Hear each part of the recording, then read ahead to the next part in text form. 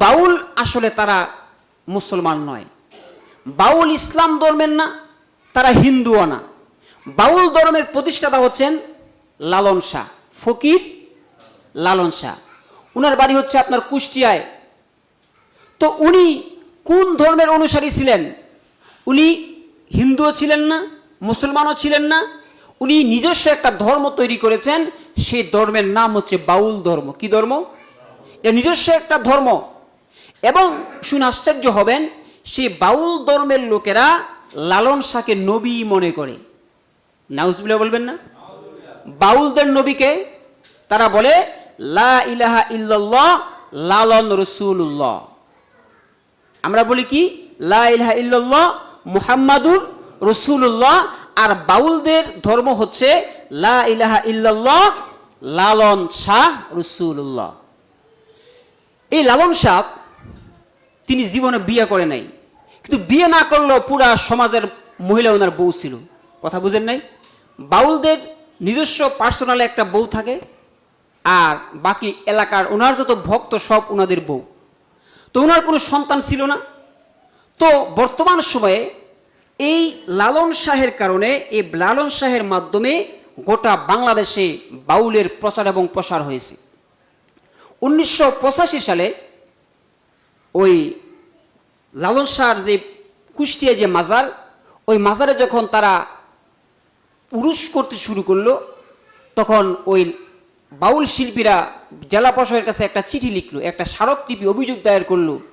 অভিযোগের মধ্যে তারা নিজে লিখছে যে মাননীয় জেলা প্রশাসক, আমরা হলাম বাউল শিল্পী, আমরা না মুসলমান, আমরা না হিন্দু, আমরা ইসলাম ধর্মেরও না, আমরা হিন্দু ধর্মেরও না, আমাদের কালিমা ভিন্ন, আমাদের ধর্ম ভিন্ন, আমাদের নবী হচ্ছে লালন।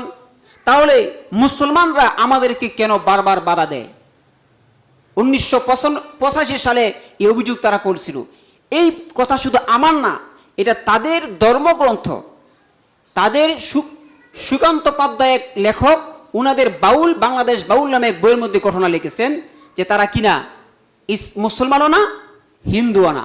এবং লালন বলেছিলেন, আমি মন্দিরে পূজা দিব, নামাজ পড়ব দিল কাবায়, মসজিদ মন্দিরে যেতে বলো না আমায়। কথা বুঝতে পেরেছেন? আমি মন্দিরে পূজা দিব, নামাজ পড়ব দিল কাবায়, মসজিদ মন্দিরে যেতে বলো না আমায়। তো এক মন্দিরের এক এরকম ভণ্ড বাবা এক মুরিদের বাড়িতে দাওয়াত খাইতে গেছে। তো দাওয়াত খাইতে যাওয়ার পরে জোহরের নামাজের আজান হয়ে গেল। তো আজান হওয়ার পরে তো এক মুসল্লির সাথে তার রাস্তা সাক্ষাৎ। কয়, এই পীর সাহেব, আপনি নামাজে যাবেন না? তো পীর সাহেব বলতেছে, দেখো আমরা তোমাদের মতো দেখাই না নামাজ আমরা পড়ি না। কি পড়ি না? তোমরা তো নামাজ পড়ো মানুষকে দেখাইবার জন্যে, আমরা এরকম মানুষকে দেখানোর নামাজ আমরা পড়ি না। কয়, আপনি নামাজ কেমনে পড়েন? আমরা নামাজ মনে মনে পড়ি। কেমনে পড়ে? মনে মনে নামাজ পড়ে। তো নামাজটা আমার শেষ, মুসল্লি নামাজ শেষ করে আবার জিজ্ঞেস করলো, কি অফিস সাহেব নামাজ কি পড়ছেন?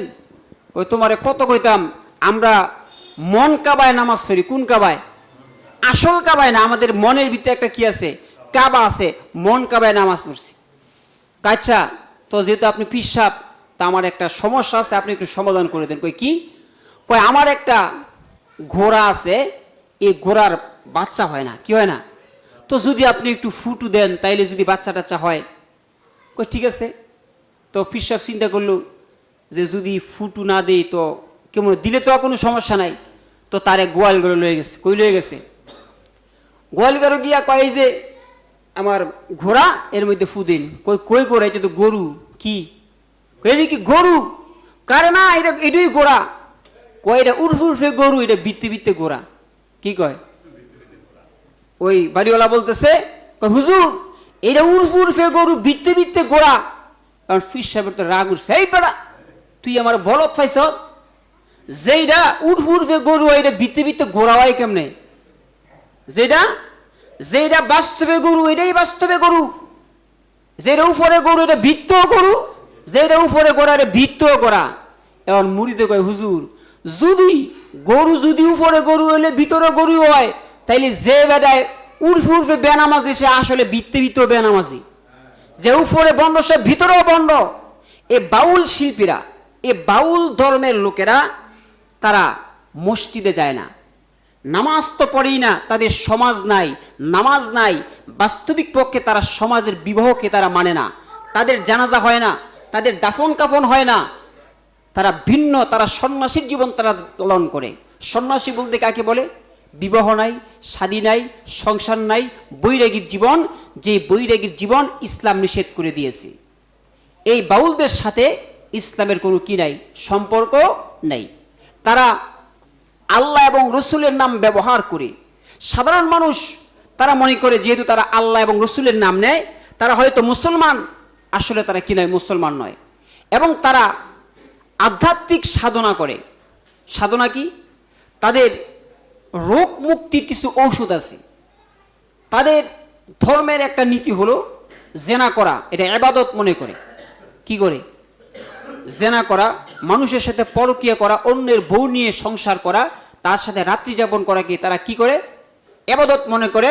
এবং তাদের সাধনার একটা আত্মিক একটা গভীর ইবাদত তারা মনে করে। তো তারা মনে করে যে তারা যদি রজ পান করে, রজ হচ্ছে কুমারী নারীর প্রথম ঋতু, মিন্স একটা যেই মেয়ের বিবাহ হয় নাই, কুমারী নারীর প্রথম যে মাসিক হয়, যে মিন্স হয়, এই রক্ত পান করলে তাদের শরীরে রোগ জীবাণু চলে যায়, ডিফেন্স শক্তি অর্জিত হয়, অর্থাৎ রোগ প্রতিরোধ ক্ষমতা বাড়ায়। এটা তাদের ধর্মের বিশ্বাস। এবং তারা রোগ মুক্তির জন্যে নিজের মুত অন্য নারীর দুধ, নিজের মুত অন্য নারীর দুধ তারা পান করে। এবং তারা মল, মূত্র এবং বীর্য এবং রজ, কুমারী নারীর রক্ত দিয়া তারা একটা ঔষধ বানায়। এইটা পান করলে, এটা খাইলে এরকম একটা শুকনা জাতীয় হালুয়া বানায়। কি বানায়? হালুয়া বানায়। এই হালুয়া যে ব্যক্তি খায় তার আর কোনো রোগ হয় না, সমস্ত রোগ তার ভালো হয়ে যায়। এই বিশ্বাস তারা লালন করে। এবং আপনারা শুনে আশ্চর্য হবেন, এই বাউল শিল্পীরা যারা আপনারা তাদের গান শুনছেন, অনেকে শোনেন নাই, যারা শুনছেন তাদের গানের মধ্যে কি পরিমাণ কুফুরি আছে এটা আপনি আশ্চর্য হবেন। বাউল শিল্পীদের মধ্যে একটা বাউল শিল্পীর নাম হচ্ছে আনোয়ার। নাম কি?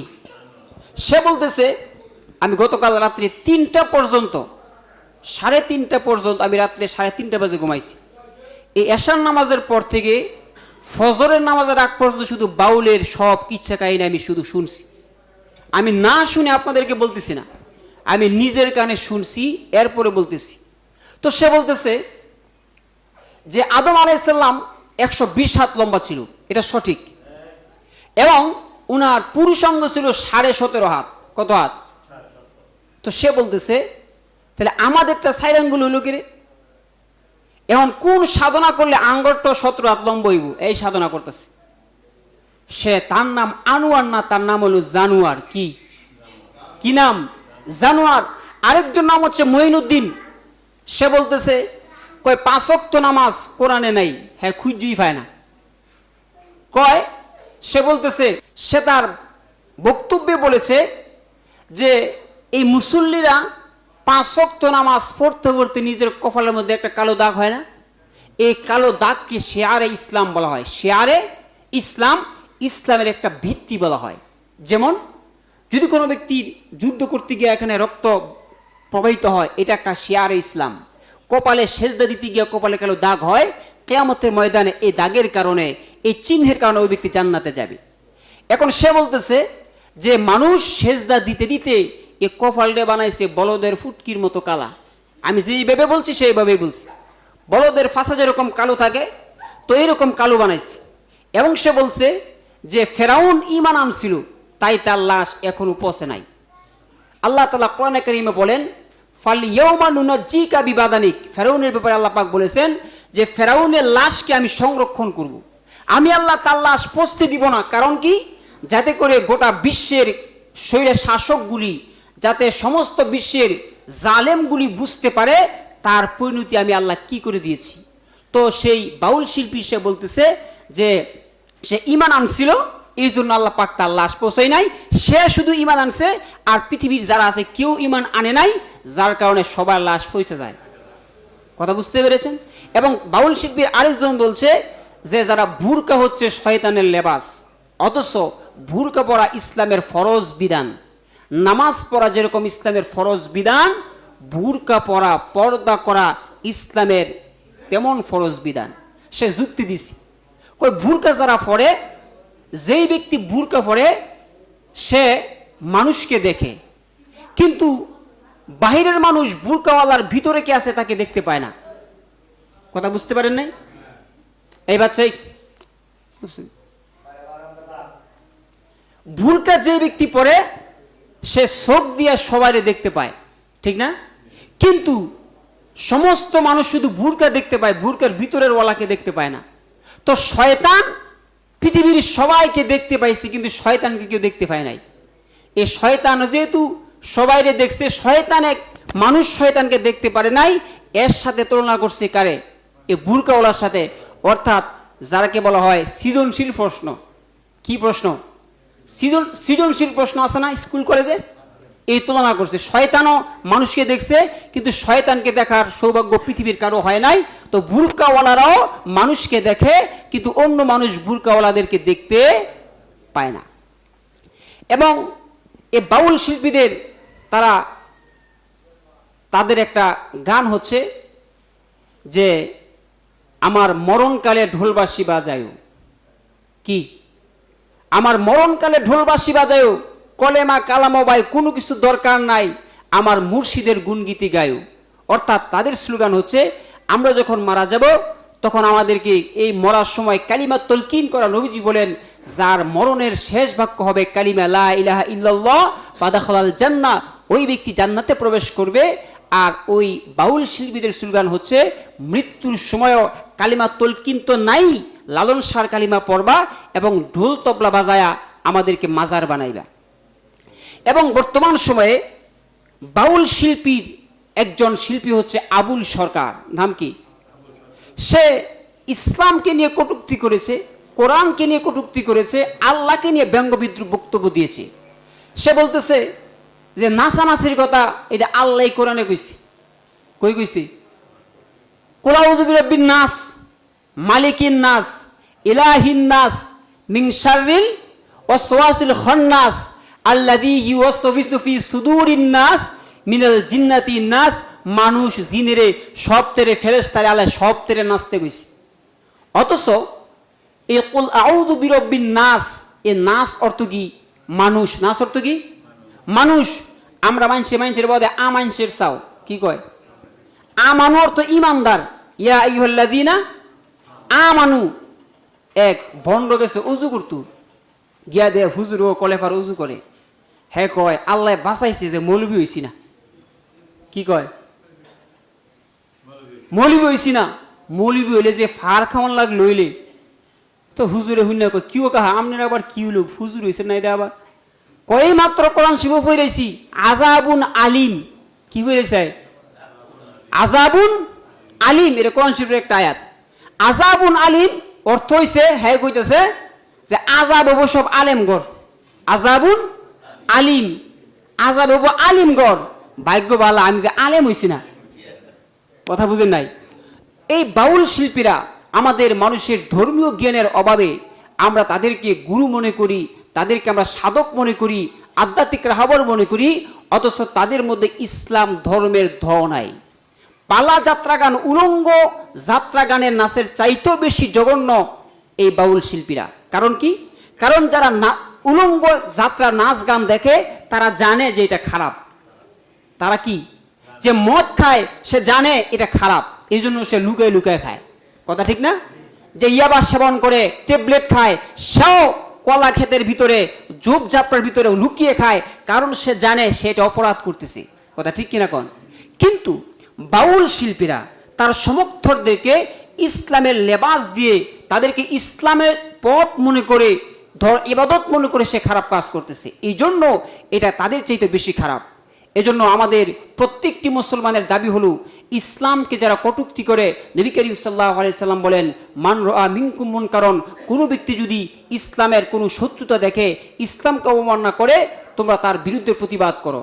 প্রথম প্রতিবাদ করতে হবে, তোমার যদি শক্তি থাকে হাত দিয়ে তার প্রতিবাদ করতে হবে। যদি তোমার হাতের শক্তি না থাকে তাকে জবানের মাধ্যমে তার বিরুদ্ধে চারণ করতে হবে, তার প্রতিবাদ করতে হবে। যদি জবানের মাধ্যমেও তোমার শক্তি না থাকে, কলবের মাধ্যমে তাকে ঘৃণা করতে হবে। কিন্তু বর্তমান সমাজে দেখা যায় এই বাউল শিল্পীদের পক্ষ হয়ে যারা কাজ করতেছে, যারা তাদেরকে সমর্থন করতেছে, ওই ব্যক্তিও বাউল শিল্পীর মতো কাফের পরিণত হয়ে যাবে।